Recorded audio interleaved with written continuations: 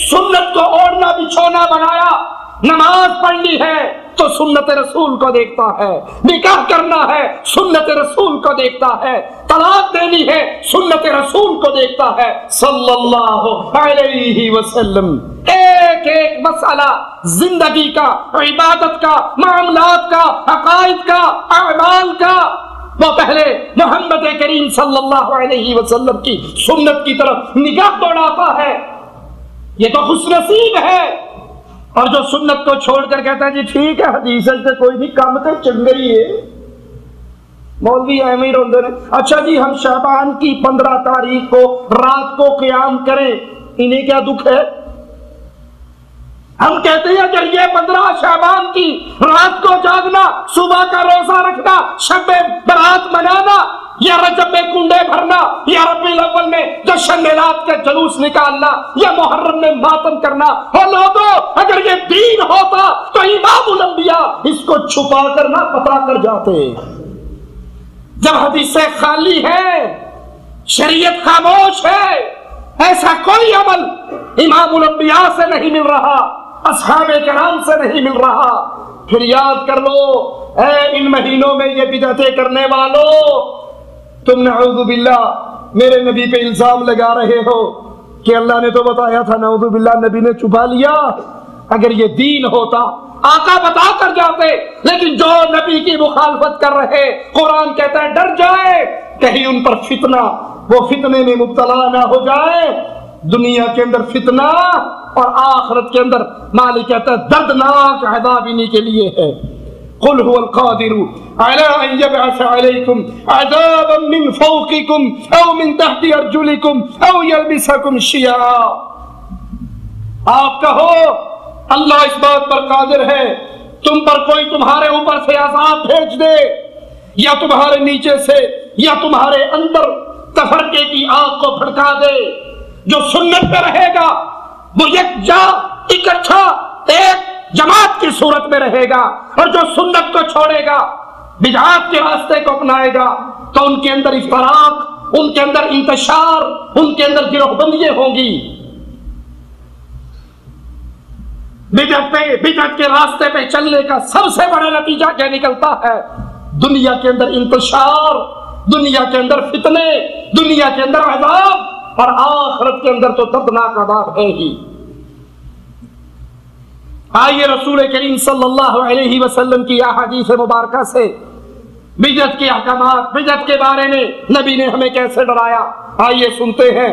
صحیح بخاری اور صحیح مسلم میں ہے، امام الانبیاء علیہ الصلوۃ والسلام نے فرمایا من احدث فی امرنا ھذا ما لیس منہ فہو رد۔ مرنے والے کا تیجا، نواں، ساتواں، 10واں، 40واں کل برسی کرنے والوں، رجب کے کنڈے بھرنے والوں، شعبان میں شب برات منانے والوں، محرم میں ماتم کرنے والوں،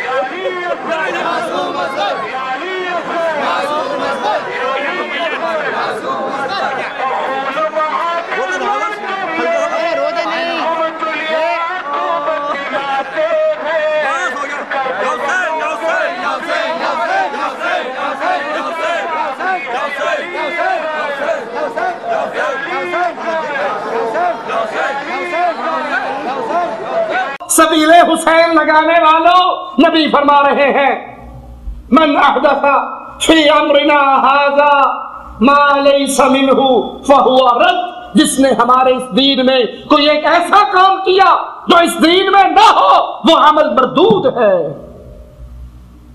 آپ کہو گے دیکھو جی مولوی صاحب کتنی سخت بات کر رہے، جشن میلاد النبی منانا مردود ہے، رجب کے کنڈے بھرنا مردود ہے، شب برات منانا مردود ہے، تیجا نامہ 10واں 40واں کل برسی کرنا مردود ہے، 11ویں کرنا مردود ہے۔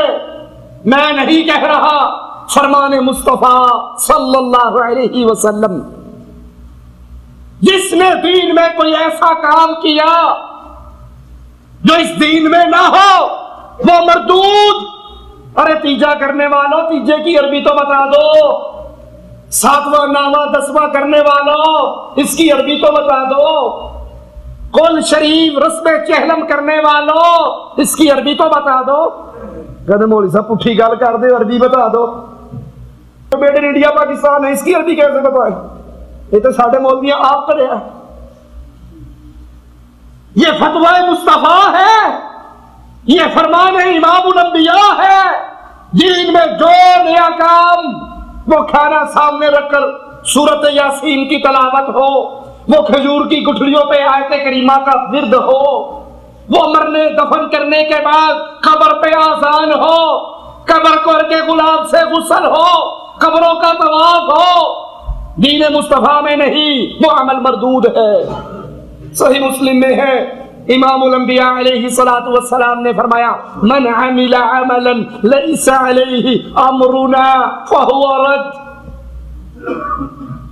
جس نے کوئی ایسا عمل کیا، من عمل عملا لیس علیہ امرنا، کس نے کوئی ایسا کام کیا جس پہ مصطفیٰ کی مہر نہیں، کوفے کی مہر ہے، بغداد کی مہر ہے، بریلی کی مہر ہے، دیوبند کی مہر ہے، رائے گنج کی مہر ہے، اگر اس پہ مدینے والے کی مہر نہیں فہو رد، وہ مردود ہے۔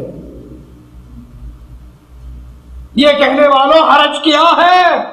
حرج یہ ہے دین نہ کوفے سے آیا، نہ بغداد سے آیا، نہ بریلی سے آیا، نہ دیوبند سے آیا، دین محمد الرسول اللہ کے پیارے ہونٹوں سے ادا صلی اللہ علیہ وسلم۔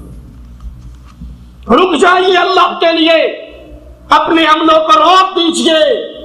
آپ کے پاس تعذر پیمانہ 2 حدیثوں نے دے دیا کہ وہ مصطفیٰ کی سنت ہے، نبی کا طریقہ ہے، دین ہے، ثواب ملے گا، نبی کا طریقہ نہیں۔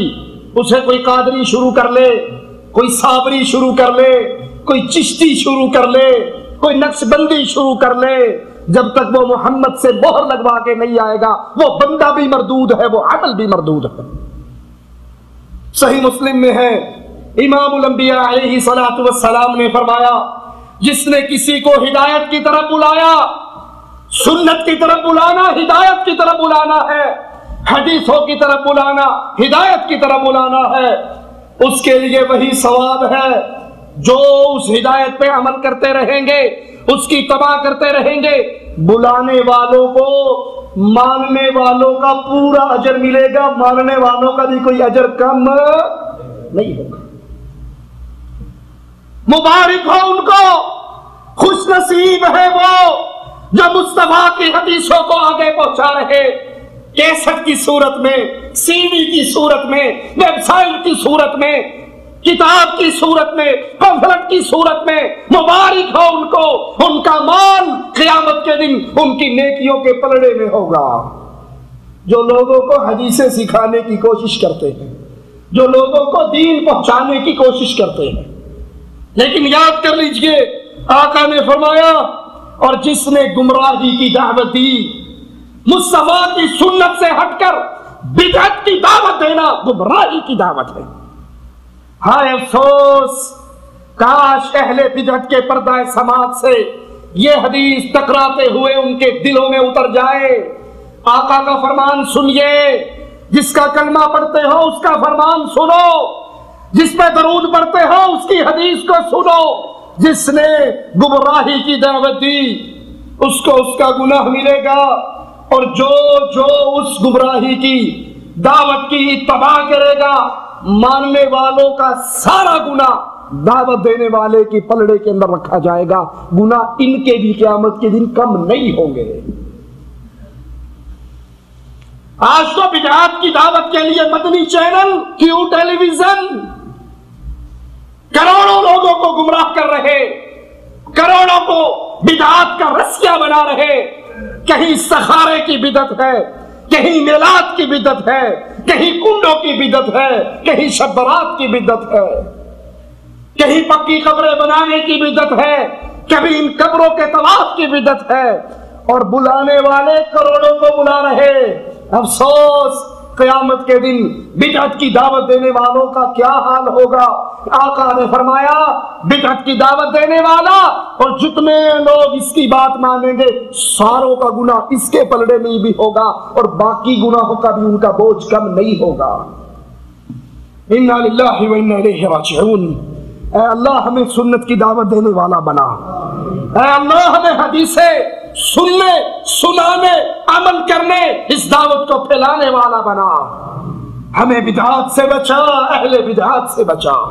بخاری و مسلم میں ہے، سیدنا حذیفہ بن یمان رضی اللہ عنہ وارضاہ فرماتے ہیں لوگ رسول اللہ صلی اللہ علیہ وسلم سے اچھی باتیں پوچھتے، خیر کے بارے میں سوال کرتے، میں ہمیشہ شر کے بارے میں سوال کرتا، اس ڈر سے کہ کہیں بے علمی میں اس شر کے اندر مبتلا نہ ہو جاؤں۔ میں نے کہا اللہ کے رسول صلی اللہ علیہ وسلم آپ کی نبوت سے پہلے ہم زمانہ جاہلیت میں شر کے اندر تھے، زمانہ جاہلیت میں شر کے اندر تھے، پتھروں کی مورتیاں بنا کے پوجتے تھے، پتھروں کی مورتیوں کو عرق گلاب سے غسل دیتے تھے، پتھروں کی مورتیوں پہ چادریں چڑھاتے تھے، پتھروں کی مورتیوں کا عرس مناتے تھے، پتھروں کی مورتیوں کو سجدے کرتے تھے، پتھروں کی مورتیوں کا طواف کرتے تھے۔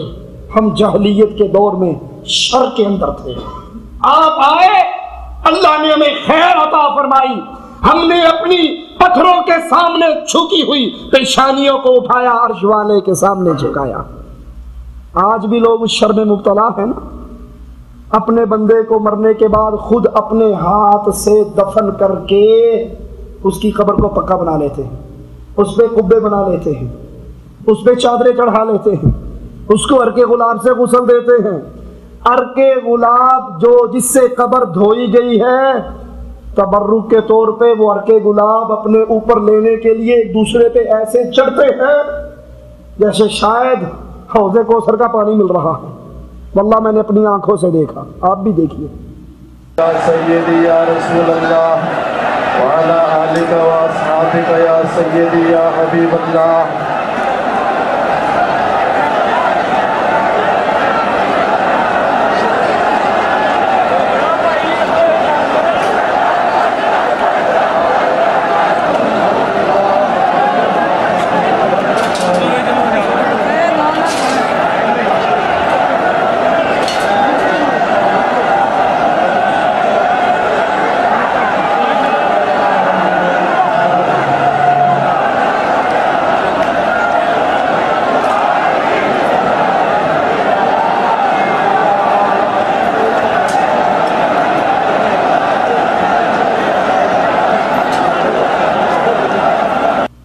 بابا علی حجویری صاحب کی قبر پہ عرق گلاب جس سے بابا جی کی قبر کو دھویا گیا وہ لوگوں کے اوپر تبرکاً پھینکا جا رہا ہے، اور لوگ ایک دوسرے پہ ٹوٹ رہے ہیں۔